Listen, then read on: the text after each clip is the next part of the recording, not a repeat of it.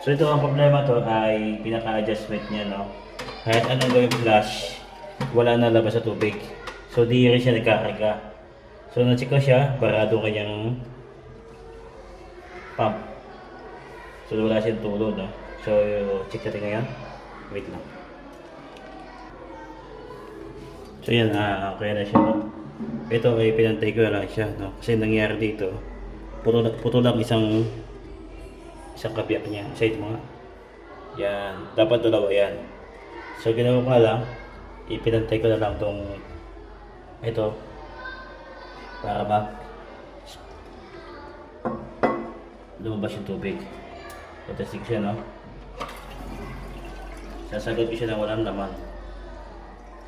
Yan. Tignan natin kung makakarga.